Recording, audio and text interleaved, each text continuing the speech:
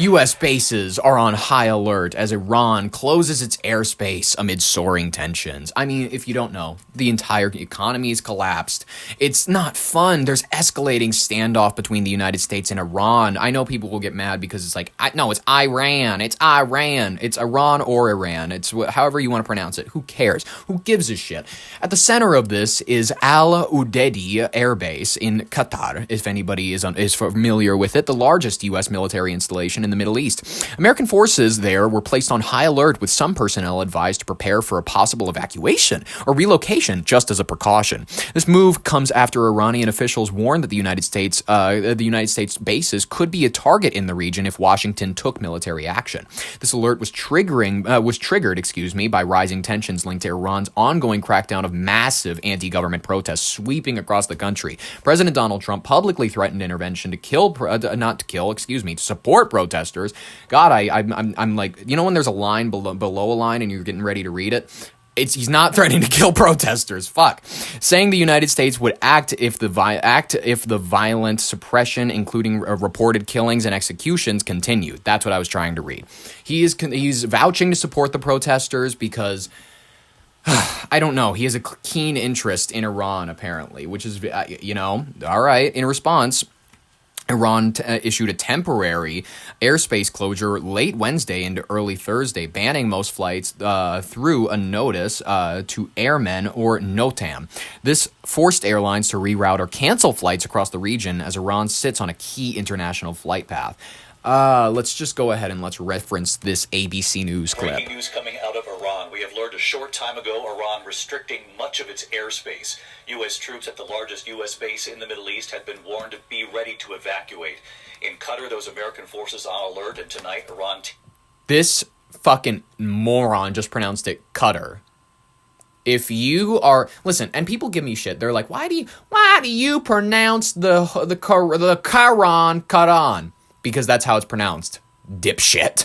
Sorry that your Americanness prevents you from learning anything outside the bounds of bip bop ba doop dee dee. My accent will never be challenged. All right, cool. If you want to be uncultured and you want to pronounce Qatar as Qatar, feel free. You look like the retard, not me. Taking those steps to shut down its airspace. The situation inside Iran worsening 24 hours after President Trump warned that the U.S. would take, quote, very strong action if Iran began executing jailed protesters. Some of the new images emerging are disturbing tonight. Iranian police were seen storming a hospital on the hunt for injured protesters. Late today in the Oval Office, President Trump and what he says the Iranians are now saying after his demands. The president was asked if U.S. military action is still on the table.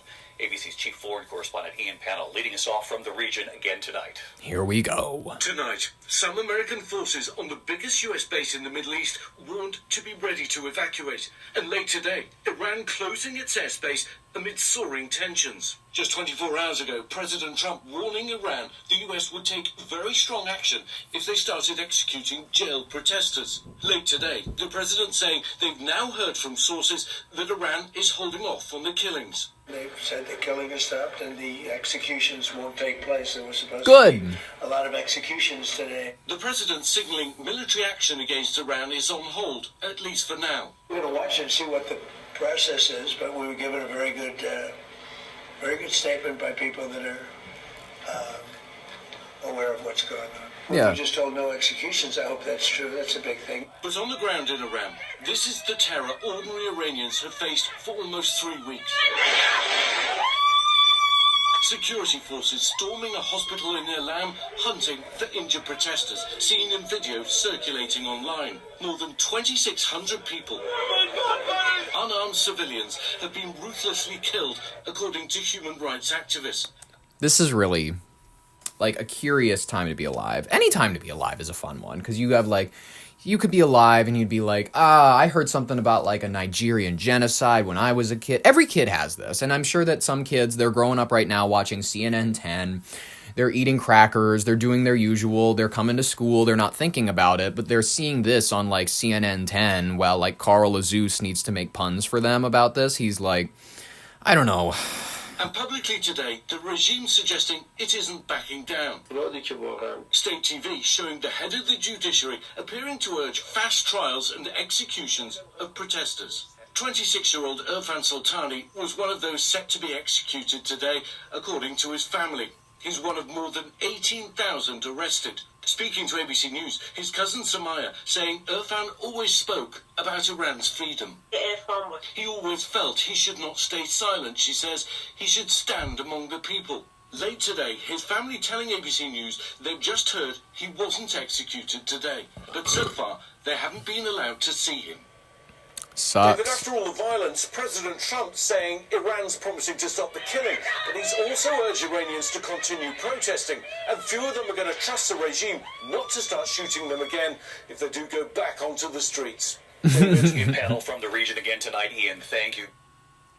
You know what one of my favorite historical facts is, and this'll relate somehow. I'll think of a way for this to relate. Frida Kahlo, she's one of my favorite artists of living time. Of like I find her art to be moving. I find the biopic about her to be very good. It's loose in regards to accuracy about aspects of certain parts of her life.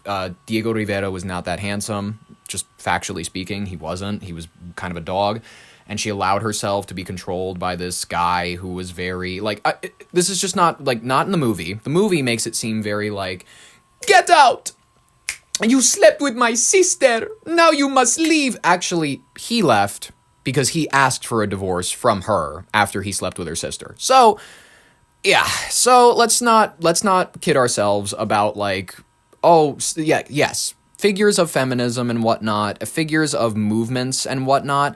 They can still, unfortunately, be dick whipped. That's a thing. Dick whipping is a thing. Like, a lot of people talk... You remember in the 80s and 90s, people would be like, you're whipped, man. You're whipped. It was like a way of, giving men shit for just, being nice to their girlfriends or something. Like, oh, you're not gonna come fucking to the strip club with us? You're not gonna come fucking bang random ladies? You're whipped, dude. It was a way to bring down men for conforming or whatever to women's wants and whatnot. Women can just as evenly be dick whipped. The reason that I suspect that Iran is about to collapse, the reason I suspect that their entire society was kind of doomed from the start, is that I don't think the Islamic Sharia law, standard of womanhood, of the standard of, women's power, was, was never going to happen. They had this thing going from essentially the Stone Age where, daughters, women, wives, all of them, they're kind of second-class citizens. Women get antsy when you bring up the Handmaid's Tale nowadays. They get antsy when you bring up, whatever, and it's okay, you want to talk about theocracy? You want to talk about women being forced to be second-class citizens? That isn't fake. That's not, I know that you think it's fake. You think that it's, an allegory. Oh, man, this is where Christian nationalism is going, man. No, that's what Iran and most of the Islamic world has, is the Handmaid's Tale.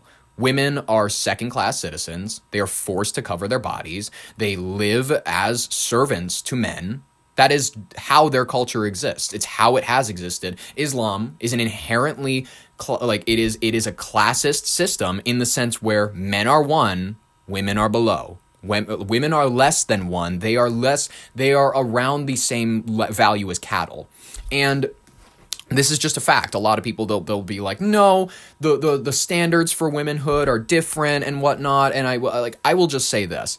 No matter what religion you turn towards, there's always going to be a level of misogyny. There's always going to be a level of blame women for our problems. There's always going to be a level of that. There always will. Christianity has it. My issue with Islam, my issue with the Muslim world in general, is how exacerbated and how women like to claim in patriarchal society that Christian men have created this system where women aren't able to do anything, and that marriage is actually a system of the patriarchy to keep women subservient to men. No, generally speaking, it's actually to protect women, and it's generally to protect the children that come as a product of that union, but whatever, that's okay.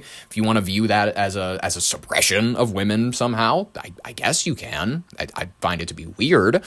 But in my view, if you want to talk about real Handmaid's Tale stuff, you want to talk about real women, you like rights for you? What?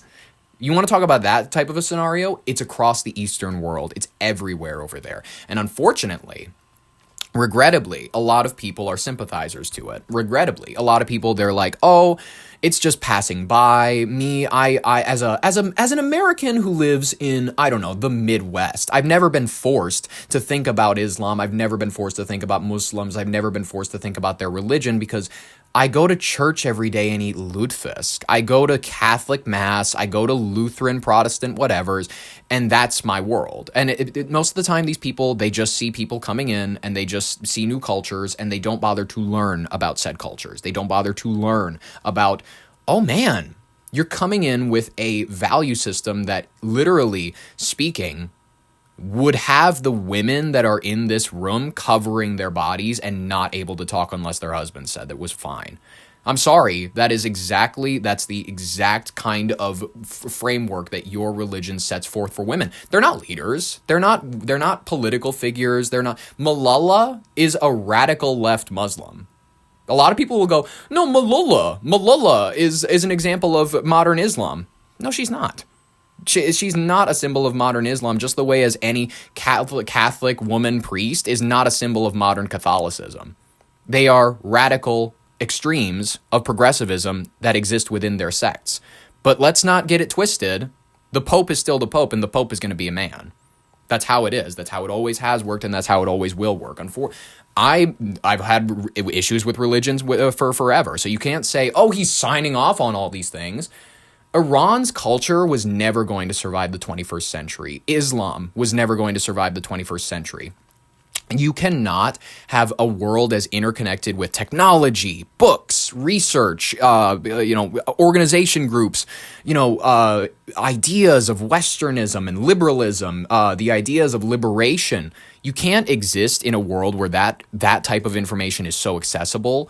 It's literally at your fingertips nowadays, and women will still just take whatever is handed to them. It's not going to happen. It's not going to happen because you're seeing these groups rising up. You're seeing these people contending with theocratic government structures. That's why Iran is falling right now. Sure, they've had economy issues, but the grand issue that nobody wants to point out and the enemy that no one wants to just be brave enough to point at and list is radical Muslims and Islam. No one is brave enough to say it. So I will be. Radical Islam and Muslim culture in general is a threat to Western society. It's a threat to modern feminism, and it is a threat to modern women. And if you are not brave enough of a liberal to admit that, you are just as cowardly and as loserish as all of the people that made Gilead happen. Oh, Gilead, the place that used to be America. We're all 23-year-old feminists and we get real feminism. America sucks because, whatever, we haven't had a woman president yet. Sure, yes. You're radically oppressed. Yes. You are radically oppressed. All right, sure. All right, folks. I want my message to be clear here. This is encouraging people to have a sense of, don't let society be like, oh man, we're so suppressed. Really, you're not. You're not. I understand. Women couldn't own a credit card until the year 1974. Ozzy Osbourne said it was a good law. Do I agree with him? No. But I'm saying is you're equal now. You're equal now. And we have a society that treats you equally now. And we have a society, actually, that is ignoring the other half of the population so much so that they are not even ignoring. It's just that they're not focusing on them. And men are so bad at that. They're so bad at not being the center of attention that the moment they think that women are actually moving forward in the world, they're like, oh, we have to start taking SSRIs and shooting up schools. Like, no, God damn it, men. Just because women are moving upward in the world, that doesn't mean that you have to be fucking useless. It means that you can still be out there doing cool shit. Listen, I hate the narrative around the idea that, because women are out there doing jobs more, because the culture's shifted so much, that means men are oppressed. No, not necessarily. I agree that if there's a structure that prefers women over men, sure, you can argue that that's a structure that has certain levels of misandry in it, but that, at the level of the government's run by women, the government's run by men, no one group anymore. You can't point at WASPs and say they're 100% in control all the time now. And if you don't know what a WASP is when I say WASP, I don't know that you are the most politically informed person, nor really in the place to be commenting on politics at all. I'm going to be honest. That's like maybe a hot take. If I say WASP and your first reaction is to go like, huh? I don't know. Maybe that's just a sign that whatever. It's a sign of where we are as a culture that a lot of people have forgotten what the term WASP means. White Anglo-Saxon Protestants. White Anglo-Saxon Protestants. Learn it. It's a historically dominant, privileged, influential group in American society. You don't need me to tell you that. Whatever.